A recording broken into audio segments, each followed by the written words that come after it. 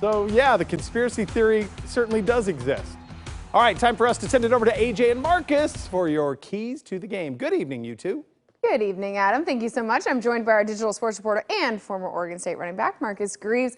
And so now that the roster is more or less set, we're taking a deeper look at the Seahawks with kickoff only a week away. So Marcus, we talked about a few players, but let's talk about Josh Gordon. If he ever does get reinstated, he could be a massive addition to that Seahawks offense. Yeah, I mean, that guy, let's not kid ourselves. He can play, and he can play really well. But the thing is, like you said, there's a lot of things that players go through off the field, right, that I don't think a lot of people take in consideration. Obviously, Josh Gordon is struggling with, his own demons right now, but when he is focused and he is 100% bought into football, I mean, the guy can flat out play. I mean, we know what he could do, and just with his frame, 6'3", 225, he's fast. He has every intangible you would want a receiver to have.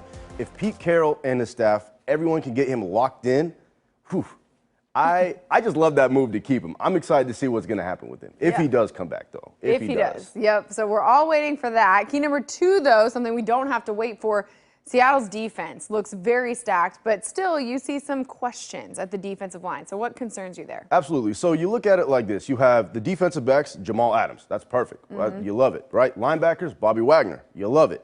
Defensive line, now Jadeveon Clowney's gone. It's kind of like, who's going to step up and kind of take that role? Is it going to be anyone, really? I mean, at this point, anyone has to step up and take the role. They have to take that, I'm going to be the leader of this unit, and I'm going to make a difference. Because last season, the Seahawks ranked 3rd, I think, in takeaways with 32, right? But the main thing to get takeaways, it's typically because of pressure, right? So when you don't have a defensive line to bring that pressure, then all of a sudden it makes everyone else's job a little harder. Linebackers have to read a little bit quicker. Defensive backs, you got to move a little bit faster. It makes it that much more complicated. So someone's going to have to step up on the defensive line and really take control of that whole unit. Stick with your man a little bit longer. So, just a little bit. Third key, certainly not least, though, Russell Wilson has so many offensive weapons this year. Okay, we know what Russell Wilson has done for however long, since he stepped foot on a football field, right? So he has who? Will Dissly, Chris Carson, DK Metcalf, Tyler Lockett, Greg Olsen. The list just goes on, right? So now he doesn't have to do everything by himself. So